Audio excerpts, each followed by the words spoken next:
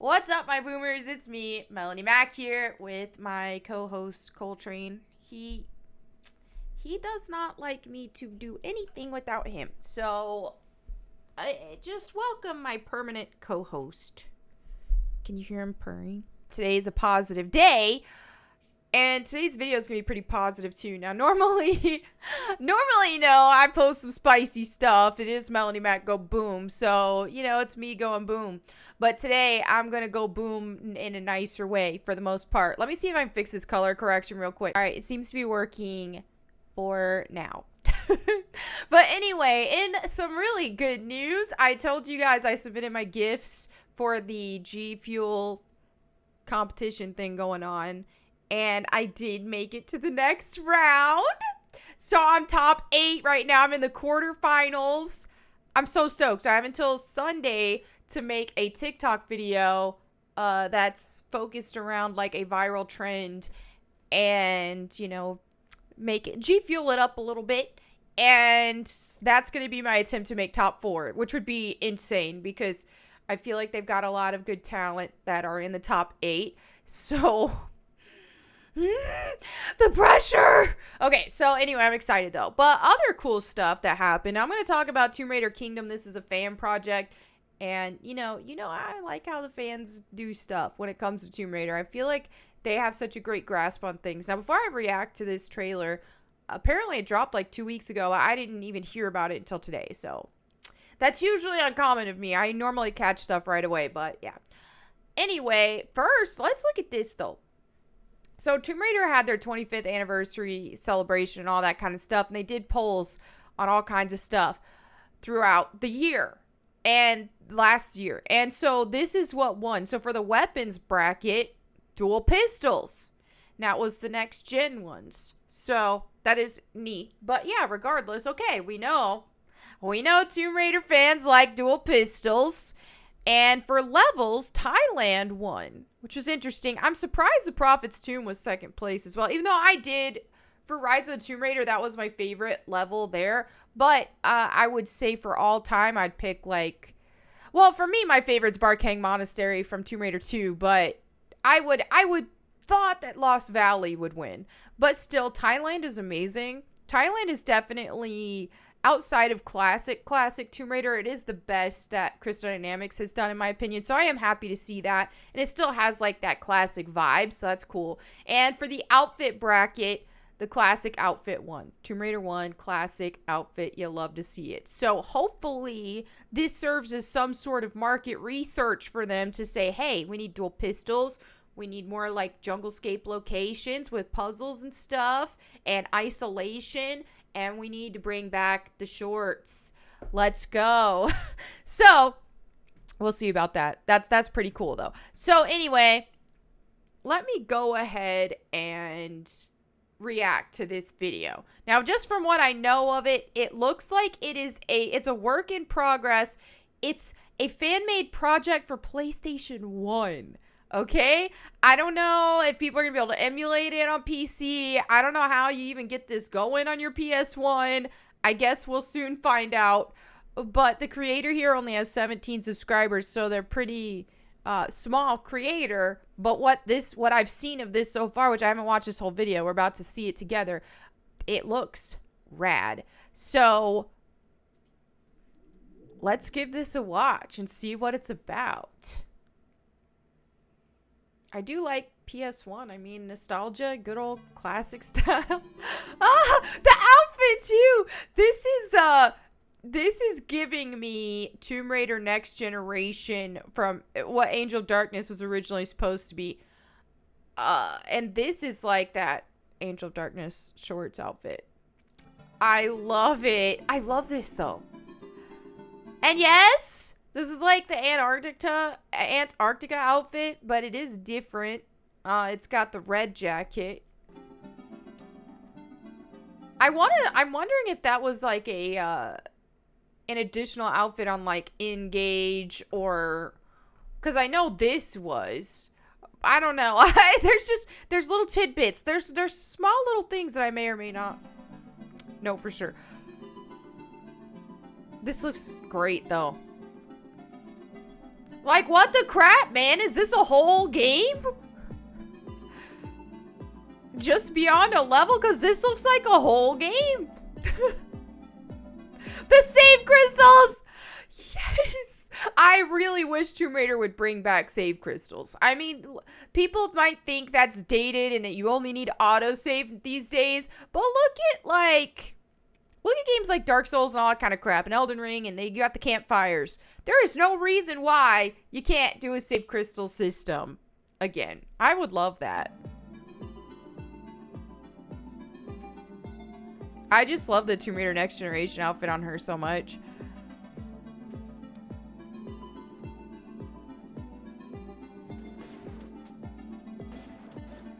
All right. Lions, bats. This looks so good. Man, the editing's great here too for this video. Oh, so I'm seeing pieces and elements from different levels that looks like he's pieced together here from the classic games in terms of textures, visuals, all that. I love this. I love this idea. Not everything has to be remade into this modern graphics and stuff. Classic gaming was just top tier. I would play the living crap out of this. Oh my goodness. This is just making me so excited to think of play. I don't know how long this is gonna be, this game. Oh my! That looks tough. And the Tomb Raider 1 character model with the bun. Love that too. Oh, she looks great. There's elements of like Tomb Raider Last Revelation Lara in there too. I'm seeing in her face. It looks like, well, maybe. No, I think it's just the lipstick kind of threw me off on that. I think it actually is the Tomb Raider 1 model completely. Oh! I need this in my life right now. No joke, dude. Like, I'm not hamming it up. I'm serious. I'm serious. This is what we need. Projects like this. This was like the good old times of gaming, man. I'm legit stoked for this. No joke.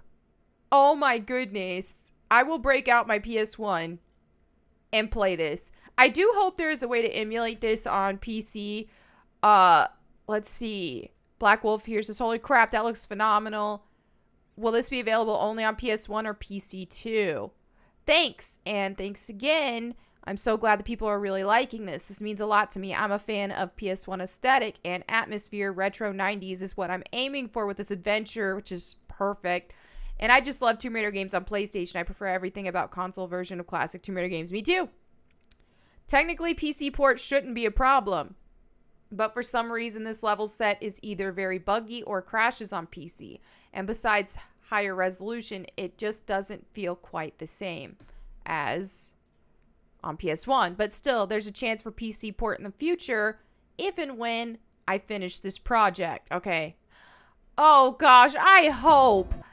Hopefully, here's the thing is there's so much talent in the Tomb Raider community and the Tomb Raider fandom. I could see somebody within the community who could help assist with a PC port if it comes down to it. Because I would love to play this on PlayStation 1, but this is something I'd want to stream on PC as well. So let's hope that happens. Wow. All right, so let me go ahead and check out some comments of the day. Mason says, brown girls like me aren't heroes, quoting the movie. Lol, or the show. I don't know if it's a movie or a show. We'll pretend that Storm doesn't exist in the Marvel Universe. I know.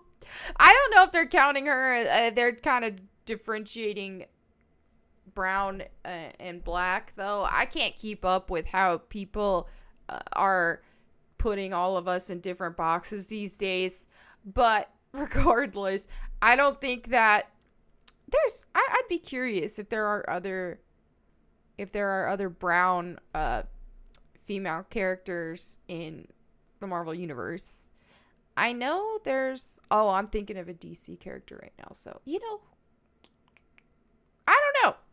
I'm curious about that. I mean, I could definitely see how some representation, some more would be good if they were, new characters and stuff like Miss Marvel, honestly. All right, so Anthony here says, what gets me about the representation is that it's so obvious paint by numbers. I actually enjoy learning about other cultures and religions, but Disney isn't interested in showing them authentically.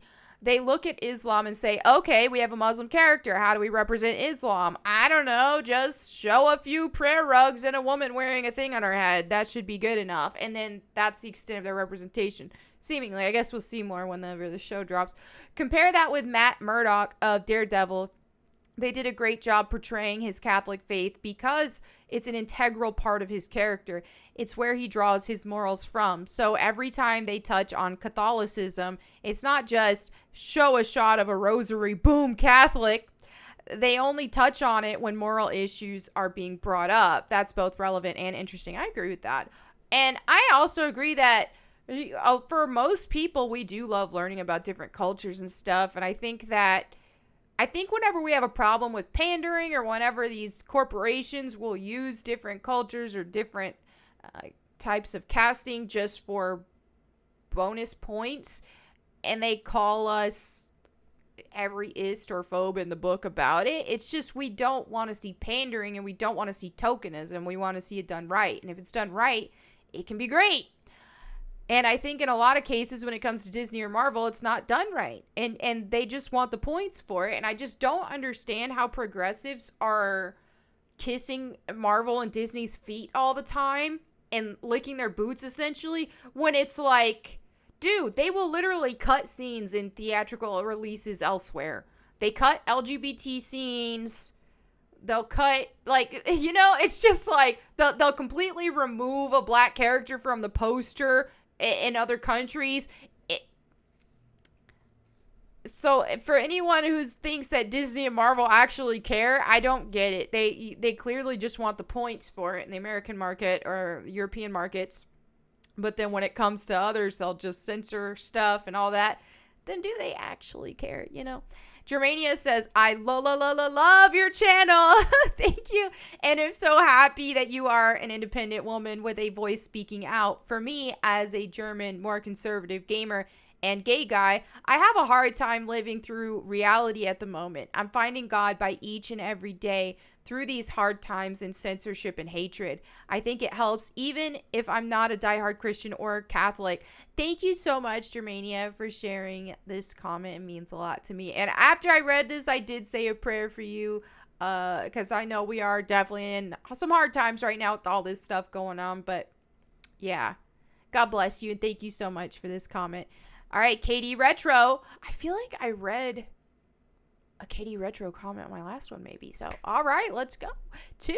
You know what I've noticed on Twitter lately? When I mock stuff like this, or a good example, when I mock G4 for their Twitch streamer hypocrisy, dudes who normally white knight called me an incel. I find it hilariously ironic considering the dudes who use that word to attack others are the same dudes donating to hot tub streamers, declaring themselves male feminist allies, and support OnlyFans talk about pot calling the kettle black.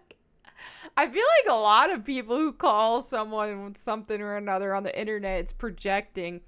And I think that's definitely the case because a lot of the dudes that call, a lot of like the male feminist allies were the essential definition of pick-me's, the straight ones are, that call other dudes like pick-me's or incels. It's really most of the time.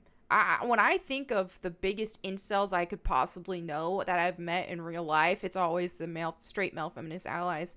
Because at the end of the day, they think they're going to get points for it, but I would say for the most part, straight women are attracted to masculine men by design. They can deny it all they want, but biologically speaking, why is it they don't usually go for the male feminist ally types? They usually don't. Man, just saying. Also, on my video here about guys not wanting to game with girls anymore. I got the pick me comment. It's here. Such a heckin' pick me, they said. I knew it. I got my first pick me comment on this channel. Thank you, Yosos. Thank you. Greg says 20% likes to views mean you have a grip on this, Melanie Mac. Don't hold back. Get yours. Thank you. Thank you so much. I'm just blown away by the support that I get from you guys and comments and the likes and all that. It just makes me happy. I feel like for my channel size, the traction I get is way more than the size of my channel should normally get. So you guys are the realists for real. Tech Key says, making characters from different backgrounds and races naturally cohesive is what makes a great movie. Forcing it and throwing it in the face of the viewer all the time makes it cringy as heck. And I agree, it's just for points. If they're going to constantly throw it in your face, then it's for points. It shows that their intentions aren't actually for good reasons for the most part. Edman says, fear is the path to the dark side. Fear leads to anger. Anger leads to hate. Hate leads to suffering. I believe the woke crowd has a fear problem. The faith is strong with you. Thank you. Now, normally I'm all about the Sith, but you're making some good points here. All right, and so there's that. Let me go ahead and hop into the verse of the day. All right, so for today I picked Psalms 119 verse 1 that says, blessed are those whose ways are blameless, who walk according to the law of the Lord. Blessed are those who keep his statutes and seek him with all their heart. I wanted to talk about this today because I talk all the time about how us as humans, we're not perfect, and we're never going to be perfect. We're never going to be able to uphold the law completely, right? So we're never going to be righteous, and we're never going to be good, pure, righteous, all that. And that's why we needed Jesus, and that's why Jesus died on the cross. So I talk about all that all the time, and so I did want to stress here with sharing this too, is that it doesn't mean we shouldn't try. I mean, obviously we should still try, and I think for some people, they whenever I share the message of, hey, we're not righteous, we're not perfect, and we can never be, and that's why we need Jesus, and thank goodness that Jesus and God, the Trinity, all that, that they have mercy on our souls, essentially. And some people take that as that means I'm saying, hey, do whatever you want, don't even try to be a good person, because you don't, we're not going to be anyway. And that's definitely not a message I want to convey. I definitely think we should try. And that's the thing. And when I keep stressing about those of us who are believers and all that, how we should strive more to get closer to God and to read our Bibles daily and be in prayer daily. One reason why I stress that is because not only will it help you with your walk and make us feel closer to God, but it does make, the closer we feel to God, the more that we want to be good. You know what I mean? The more we want to actually be good as we can. And so it doesn't mean we're all going to be perfect. And so at the same time, like, don't beat yourself up like crazy when you stumble, but we should be trying. We should still be trying. All right. So anyway, there's today's video. I did trained legs today at the gym, so I'm freaking wiped out. I'm about to make me some food. And I might play some Elden Ring on stream tonight. It just depends on how tired I feel. But thank you all so much for watching. I will see you tomorrow. And in the meantime, go boom.